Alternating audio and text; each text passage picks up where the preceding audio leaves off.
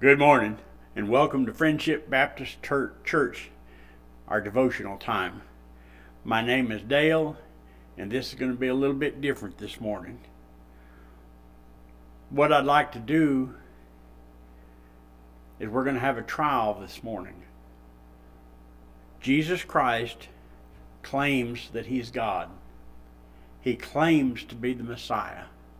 We're going to have a hearing this morning to determine that. It's going to be a little different. You've seen these trials on TV with Law and Order and different programs. This is going to be a little bit different this morning. I'm going to be the prosecutor, and I'm also going to be the defense. You're going to be the jury.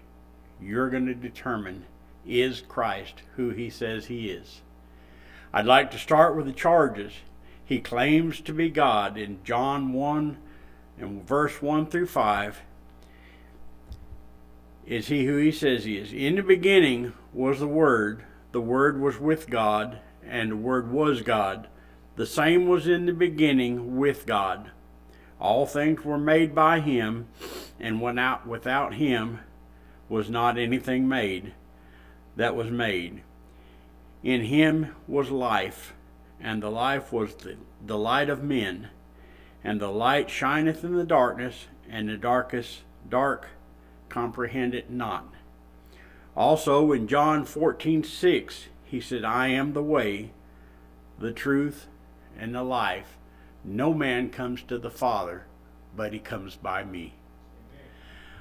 I'd like to state that in the world today, they claim there's many, many ways to God, that there are many, many gods, that there are many, many avenues to be good people. That, as a prosecutor, we're going to determine if that's true or not. In the New Testament, we have parables. Some may or may not be factual, but they are great examples to make a point. However, in the Old Testament, we have stories, we have events that happened. They are fact. They are documented. They are historical fact. We have kings, King Nebuchadnezzar and other kings that were throughout the Old Testament. That has been documented. They did exist. We have prophets. We have lands. We have cities. We have events. We have nations. We have wars. We have all the different things to determine. And all those are documented historical events. The people, places, and things in the Old Testament are without question documented and accurate. I'd like to say that in the New Testament, we have Jesus Christ, born, raised, and he started his ministry claiming to be the Christ, claiming to be the Messiah. We're going to determine today if that is in fact true. We look at the different events that happened in the New Testament. He chose 12 disciples. That is documented. That's fact. He chose a ministry that he taught. He used parables to teach, and he used facts to teach. He went throughout the land creating or teaching, doing miracles, stating things. He taught. He did miracles. These are documented miracles. They did happen. The disciples followed him, and as they learned, and they were being discipled by Christ to carry on his ministry afterwards. This is all documented fact. The point I'd like to make is, in all this, we learn more about who Jesus Christ was. He claims that he was of God. If you've seen me, you've seen the Father. To many people, that was blasphemy. He was put on trial eventually. He offered no resistance when he was arrested, when he was tried.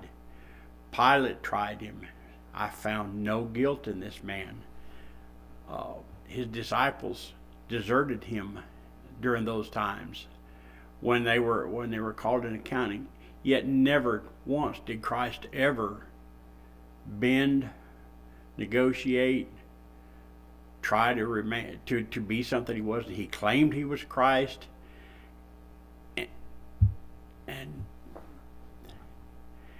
in fact, I believe he was.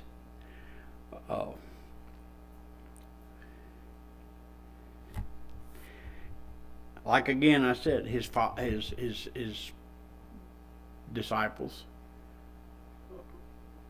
were taught by him. They didn't understand all that he had to say.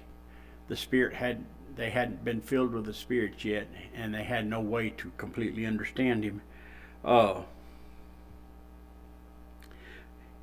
Jesus stated in John 15, verse 13, "Greater love hath no man, that he lay down his life for a friend." He stated in John 3:16, "For God so loved the world that he gave his only begotten Son, that whosoever shall believe on him shall not perish but have everlasting life." Those are the defense side of this. As we read through as the New Testament, when the disciples were tried, we're trying to determine if he in fact is who he said he was. Was he the Christ? Do we believe him today that he's who he says he is? And I'd just like to state that 11 of the 12 disciples were martyred for what they believed. All the events that happened were documented. Jesus was crucified, but all the events the things that he taught us, the events that happened, and I'm a little bit of a loss for words because it's so important to me to get it right. But when asked to deny Christ, the disciples chose not to. When Jesus was crucified, that's documented, that's history. When there was actually a man named Jesus at those times. All the events have been documented. All of them are true. The resurrection, hundreds of people saw him after the resurrection. How can we question that? When he arose, many, many people saw him arise and ascend to the Father.